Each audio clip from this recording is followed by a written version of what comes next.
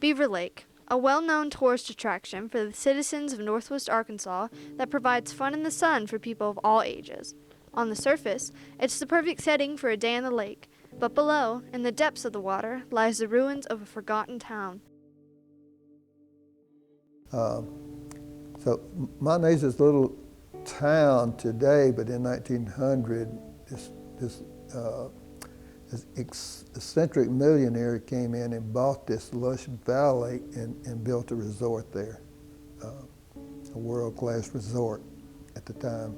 The first structure he built was Hotel Monte Ne, that opened right away in 1901. It was a 3-story frame building, had lots of porches, and before he even built the hotel, there were springs that fed the Silver Creek that went into the White River, so he dammed the river and the creek and made a lake and these what he called lagoons, so people could come down and get off to the hotel.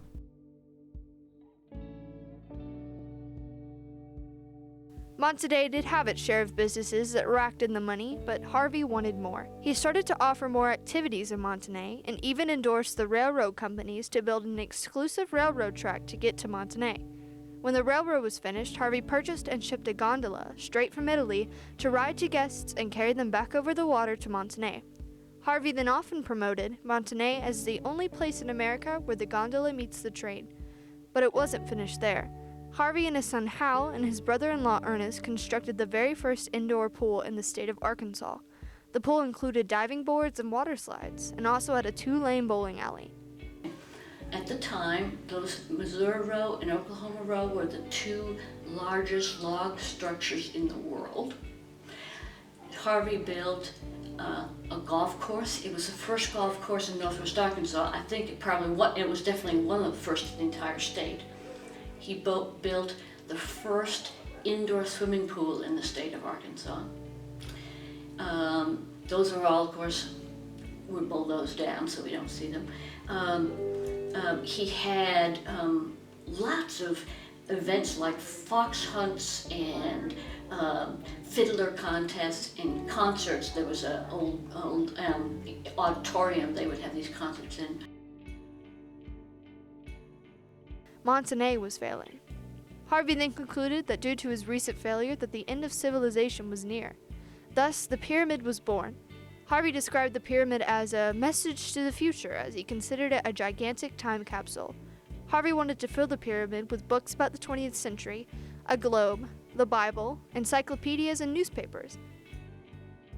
Okay, so the pyramid was the big tall structure that he was planning to build, and inside it he was supposed to have a time capsule. His vision was that he would build a pyramid that would stick up like 140 feet into the air, and his vision was that this whole area would be covered with silt and water. And believe it or not, it is. But his vision was that civilization was coming to an end, so he built this pyramid, or his vision was to build a pyramid to save artifacts, papers,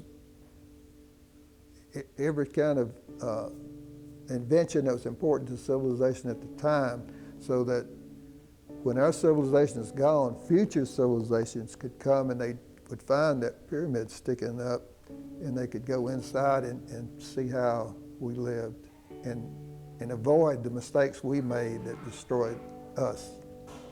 At least that's what he thought at the time.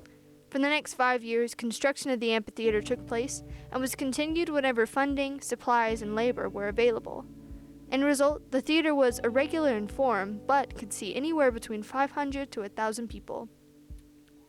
Unfortunately, the construction of the amphitheater exhausted the funds for the pyramid, and when the stock market crash of 1929 ended, all plans for the pyramid were done.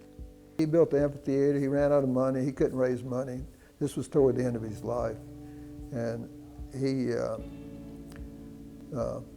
just ran out of money. He couldn't borrow any money. He tried borrowing money from all over the country. He sent out little periodicals and solicited money, but this was during the Depression. Nobody had any money. So The amphitheater is still everybody's favorite place to go because it's a weird thing. But that amphitheater held in August of 1931 the first and only presidential convention held in the state of Arkansas. Bill Clinton made to be first president, but he ran for president, lost, and had the convention there. So that's a really important piece, even though it looks like it would be a fun thing to just to listen and sit and walk around on. The area was founded and operated by financial theorist and one-time presidential nominee William Hope Harvey. From that time on, Harvey lived in Arkansas, leaving his hometown of Chicago because he preferred the lack of big cities and extremely wealthy people. After purchasing the land, Harvey had the desire to change the name of the area because it was often mistaken with Siloam Springs. The name Monte Ne was chosen because, according to Harvey, it fit the tongue attractively. The name also combines the Omaha Indian and Spanish words for mountain air. Harvey was in the late 1800s. He was a lawyer. He moved out to Colorado, and he owned a huge silver mine out there. He sold that, and all this time he was tremendously interested in politics, especially the Monetary Fund and Federal Reserve.